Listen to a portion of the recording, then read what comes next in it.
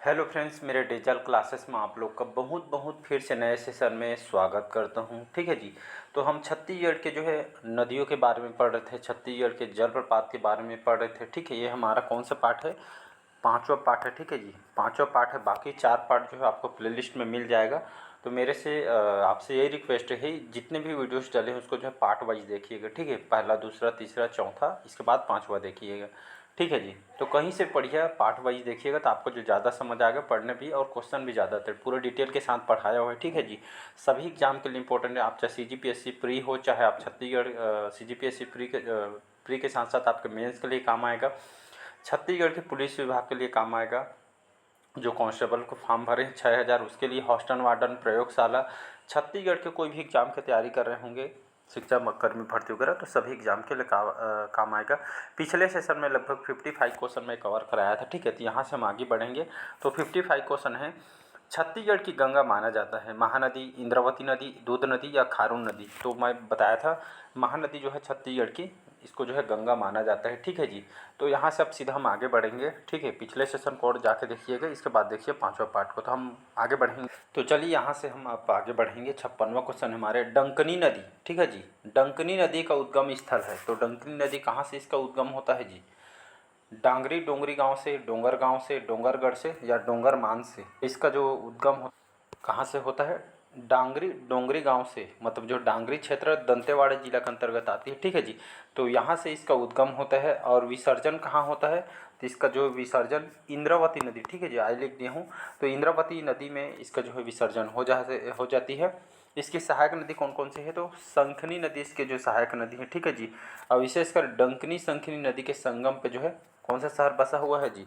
दंतेवाड़ा। ठीक है, जहाँ पे दंतेश्वरी मंदिर स्थित है, ये जो है इसी नदी के किनारे आपका बसा हुआ है। डंकनी शंखनी छत्तीसगढ़ के सबसे प्रदूषित नदी है। ठीक है जी। तो इसको याद रखिए। इसके लिए जो है कि सरकार के द्वारा अभी सफाई अभियान यहाँ पे जो है बहुत सारे काम कर रही है इसके सफाई करने के लिए। ठीक है जी, क्योंकि जो पर्यटन दर्शनीय स्थल है, पूरा पूरा विश्व भर में जो इसको जाना जाता है।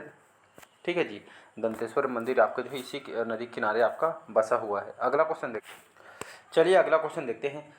57 है, महानदी, पैरी नदी और सोंधुर नदी, तीनों नदियों के संगम पे बसा शहर कौन सा है? रायपुर, सिरपुर, रतनपुर या राजिम? ठीक है जी। कौन कौन सी नदी?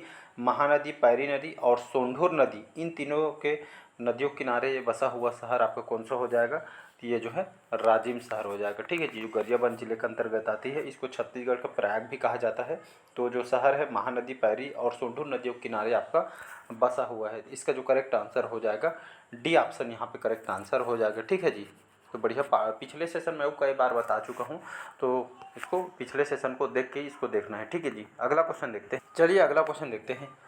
पुलपाड़ इंदुल, पुलपाड़ इंदुल जो वाटरफॉल है, जो जलप्रपात है, कौन से जिले में स्थित है? सरगुजा में, दंतेवाड़ा में, रायगढ़ में या आपका बस्तर में? इसका जो करेक्ट आंसर हो, तो इसका जो करेक्ट आंसर हो जाएगा बी ऑप्शन करेक्ट आंसर हो जाएगा। तो पुलपाड़, ठीक है जी।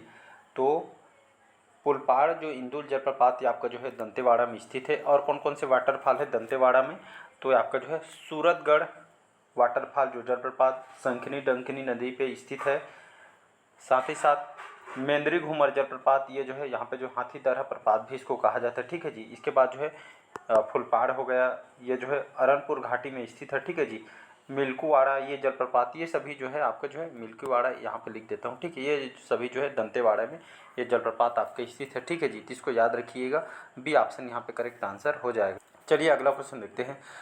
महानदी, शिवनाथ नदी और जोंक नदियों के त्रिवेणी संगम पे छत्तीसगढ़ के कौन सा जो प्राचीन तीर्थ जो है बसा हुआ है? चंपारण, शिवरी नारायण, राजिम और दामाखेड़ा? तो इसका जो करेक्ट आंसर हो जाएगा महानदी, शिवनाथ नदी और जोंक नदी, इन तीनों के नदियों के संगम पे जो है शिवरी नारायण जो शहर आपका बसा हुआ है। ठीक है जी। यहाँ पे कभी घूम के आइएगा, क्योंकि मेरे घर से लगभग 10-12 किलोमीटर है।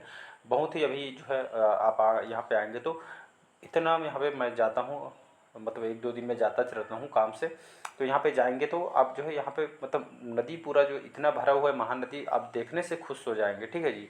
तो और साथ ही साथ यहाँ पे राम मंदिर है, सबरी माता का मंदिर है, बहुत ही अच्छी जो है इसको जो है सजाया गया है, खर्चा किया गया है सरकार के द्वारा। तो बहुत अच्छी जगह आप जो है बोटिंग वगैरह का भी इंजॉय यहाँ पे कर सकते हैं। तो अच्छी जगह है, घूमने कभी आइएगा। विदेश घूमने से अच्छा है हमारे छत्तीसगढ़ को घूमिए, ठीक है जी। तो आपका जो महानदी, शिवनाथ नदी और जोंक नदी के त्रिवेणी संगम पे जो है शिवरी नारायण हाट बसा हुआ, ठीक है जी। तो इसको याद रखिएगा। जांजगीर चांपा जिले के अंतर्गत आती है। बगल में जाएंगे तो जो है खरौद में लक्ष्मणेश्वर मंदिर है, तो वहाँ भी यहाँ पे घूम सकते हैं, ठीक है जी। अगला क्वेश्चन देखते हैं। चलिए अगला क्वेश्चन देखते हैं। मांड नदी, मांड नदी छत्तीसगढ़ की किस प्रमुख नदी की सहायक नदी है? महानदी, शिवनाथ नदी, इंद्रावती नदी या और केलो नदी? इसका जो करेक्ट आंसर हो जाएगा Mahanadi, A option correct answer हो जाएगा। तो मांड नदी जो है छत्तीसगढ़ की किस प्रमुख नदी की सहायक नदी है? तो जो महानदी की सहायक नदी है, ठीक है, तो इसको याद रख। तो चलिए यहाँ पे जो है हम मांड नदी की बात करें तो मांड नदी की मैं बात करूं, इसका उद्गम कहाँ से होता है? तो मैन पाट सरगुजा से इसका उद्गम होता है और विसर्जन चंद्रपुर महानदी में जो है इसका जो है महानदी, यहाँ पे चंद्रपुर में जो है महानदी में इसका विसर्जन हो जाता है। ये 155 किलोमीटर इसका कुल लेंथ है, ठीक है जी। प्रवाह क्षेत्र की बात करूँ तो सरगुजा, जसपुर, रायगढ़, जांजगीर चांपा ये जो है प्रवाह क्षेत्रों में अंतर्गत आती है, ठीक है जी। सहायक नदी कौन कौन से? कुरकुट और कोयराज जो है इसकी सहायक नदी हैं। इसके संगम पे स्थल पर जो है चंद्रपुर जो शहर है, महानदी, मांड नदी और लात नदी, अभी बताया मैंने, ये तीनों नदियों संगम स्थल पे जो है चंद्रपुर जो है दर्शनीय स्थल है, ठीक है जी। तो ये जो है पर्यटन जो स्थल है, ये चंद्रपुर जो शहर, ये जो तीनों नदियों के संगम पे बसा हुआ है, महानदी, मांड नदी और लात नदी, ठीक है जी। इसका जो प्राचीन नाम मदंगा है, ठीक है जी। मदंगा जिसके मार्कंडेय पुराण में बताया गया है और मंदवाहिक नाम से इसको भी जाना जाता था प्राचीन नाम में, ठीक है जी। मांड नदी घाटी में कोयले की भी प्राप्ति होती है, आप सुने होंगे। कोयला का सबसे बड़ा भंडारण क्षेत्र रायगढ़ जिले में विस्तृत है, ठीक है जी। चलिए अगला क्वेश्चन देखते हैं। लीलागर, लीलागर जो नदी है ये आपके कौन से नदी की सहायक नदी है? महानदी, शिवनाथ नदी, हसदो नदी या आपके केलो नदी? इसका जो है बी ऑप्शन करेक्ट आंसर हो जाएगा। तो लीलागर जो नदी है किसकी सहायक नदी है? तो शिवनाथ नदी की सहायक नदी है। लीलागर नदी की मैं बात करूं, इसका उद्गम जो है कोरबा, ठीक है जी। कोरबा पूर्वी पहाड़ी से इसका जो उद्गम होता है और जो है शिवनाथ नदी में इसका जो विसर्जन हो जाता है। कितने किलोमीटर है? इसका लेंथ देखेंगे तो कुल लंबाई 135 किलोमीटर है। कोरबा, बिलासपुर इन क्षेत्रों में इसका प्रवाह होता है। ये जो इसका नाम प्राचीन नाम निडीला नदी है, ठीक है जी। और इस नदी के तट पे आपका जो है मल्हार शहर आपका बसा हुआ है, ठीक है जी। बहुत इंपॉर्टेंट क्वेश्चन है ये। जो सरपुरी वंश के जो राजा थे प्रसन्न मात्रा के द्वारा इस शहर को बसाई गई है, ठीक है जी। मैं अपने सेशन में कई बार भी इसको जो मैं डिस्कस कर चुका हूँ। चलिए अगला क्वेश्चन देखते हैं। छत्तीसगढ़ में सर्वाधिक जलप्रपात कौन से संभाग में है? छत्तीसगढ़ में सर्वाधिक मात्रा में जो वाटरफॉल है कौन से संभाग में देखने को मिलती है? तो रायपुर, बिलासपुर और आपका जो है बस्तर या उपरोक्त में से कोई नहीं। इसका जो करेक्ट आंसर हो जाएगा, कौन सा आंसर करेक्ट हो जाएगा जी? तो बस्तर में सबसे ज़्यादा यहाँ पे जो है वाटरफॉल देखने को आपको मिले। कौन कौन से वाटरफॉल है बस्तर में अगर देखेंगे तो पहला तो इम्पोर्टेंट है आपका जो है चित्रकूट जलप्रपात, ठीक है जी। इसके बाद तीरथगढ़ जलप्रपात, इसके बाद जो है तीरथ के बाद कांगेर धारा जलप्रपात, तांबड़ा घूमर जलप्रपात जिसको मयूरा भी कहते हैं, ठीक है। यहाँ पे चित्रधारा, महादेव घूमर, मड़वा, करंजी ये सभी जो जलप्रपात बस्तर में आपको जो है देखने को मिलेगा, ठीक है। तो इसका जो है सी ऑप्शन करेक्ट आंसर हो जाएगा। तो बहुत सारे जो है वाटरफॉल यहाँ पे छोटी बड़ी करके देखने को मिलेगा इस संभाग में। अगला क्वेश्चन देखते हैं। चलिए अगला क्वेश्चन देखते हैं। तालाग्राम, तालाग्राम जो है कौन से नदी किनारे बसा हुआ है? मनियारी नदी, खारून नदी, महानदी और शिवनाथ नदी। तो इसका जो करेक्ट आंसर हो जाएगा तालाग्राम जो है मनियारी नदी के किनारे आपका जो है बसा हुआ है। इसका उद्गम कहाँ से होता है? तो आपका जो है पेंड्रा लोरमिक पठार से हावल मुंगेली जिला से इसका जो है उद्गम होती है। मत्कू द्वीप के निकट शिवनाथ नदी में इसका जो है विसर्जन हो जाता है। 134 किलोमीटर इसका कुल लेंथ है, ठीक है जी। मुंगेली, बिलासपुर प्रवाह क्षेत्र है, ठीक है जी। आगर, छोटी नर्मदा, टेसुआ, घोंगा इसकी प्रमुख सहायक नदी हैं। इसके ऊपर जो खुड़िया बांध या राजीव गांधी जलाशय जो 1930 में बनाई गई, ठीक। इस नदी किनारे अमेरिकापा, अभी बताया मैंने, अमेरिकापा ताला गांव जो शहर है आपका बसा हुआ है। ये मुंगेली और बिलासपुर के मध्य सीमा रेखा बनाती है, ठीक। इसकी सहायक नदी कौन कौन सी? तो आगर, छोटी नर्मदा, टेसुआ, घोंघा इसकी प्रमुख सहायक नदी हैं। तो इसको आपको याद रखना है। अगला क्वेश्चन देखते हैं। चलिए अगला क्वेश्चन देखते हैं। रानी झूला नामक स्थान जो है कौन से नदी के उद्गम स्थल है? रानी झूला नामक स्थान किस नदी का उद्गम स्थल है? हाप, ईब, गुदरा या कोभरा, इसका जो करेक्ट आंसर हो जाएगा ईब नदी। ठीक है जी। तो रानी झूला नामक स्थान जो है ईब नदी का जो है उद्गम स्थल है। अगर मैं बात करूँ ईब नदी का, ये जो है खुर्जा पहाड़ी जो है पंडरापाट जसपुर से ये इसका जो उद्गम होता है। विसर्जन संबलपुर उड़ीसा महानदी में इसका विसर्जन हो जाता है। 202 किलोमीटर इसकी लंबाई है और हमारे छत्तीसगढ़ में 87 किलोमीटर बहती है। ठीक है। प्रवाह क्षेत्र की बात करूँ तो जसपुर, विशेषकर इस नदी की जो है रेत में सोने के कण भी पाए जाते हैं, यहाँ के लोगों का कहना है। ठीक है जी। तो इसको याद रखिएगा। चलिए नेक्स्ट क्वेश्चन देखते हैं। चलिए अगला क्वेश्चन देखते हैं। गोदावरी प्रवाह तंत्र का विस्तार कौन से किन जिलों के अंतर्गत है? कांकेर, बस्तर, दंतेवाड़ा, ये सभी। तो इसका जो है डी ऑप्शन हो जाएगा करेक्ट।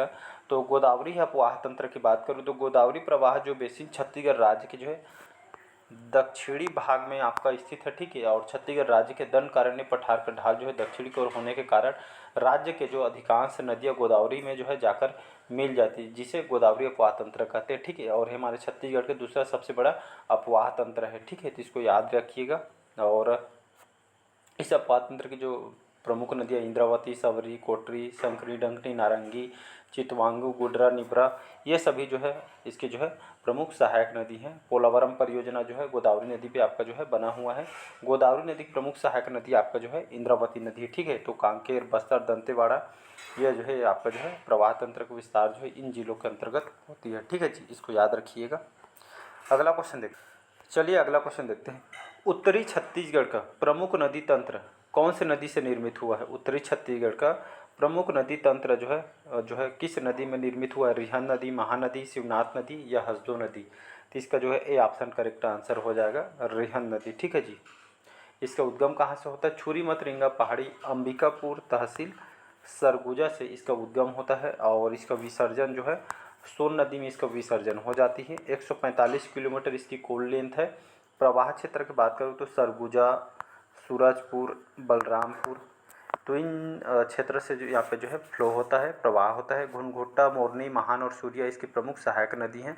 रिहन नदी जो है सरगुजा की जीवा रेखा कहलाती है। ठीक है। यहाँ पे एग्जाम में आया हुआ है, जिसको आपको याद रखना है। चलिए अगला क्वेश्चन देखते हैं। अगला क्वेश्चन देखते हैं। कोहका जो है कौन सी नदी की प्रमुख सहायक नदी? कोहका जो है किस नदी की प्रमुख सहायक नदी है? गोदावरी, इंद्रावती, कोटरी या रिहन नदी? इसका जो करेक्ट आंसर हो जाएगा गोदावरी इसका करेक्ट आंसर हो जाएगा। तो कोहका जो है गोदावरी नदी की प्रमुख सहायक नदी है। बाकी गोदावरी नदी के बारे में अभी जस्ट बताई हूँ। गोदावरी अपवाह तंत्र बेसिक छत्तीसगढ़ राज्य के दक्षिणी भाग में आपका जो है स्थित है। ठीक है जी। और ये छत्तीसगढ़ का दूसरा सबसे बड़ा अपवाह तंत्र है, जिसको आपको याद रखना है। अगला क्वेश्चन देखते चलिए अगला क्वेश्चन देखते हैं।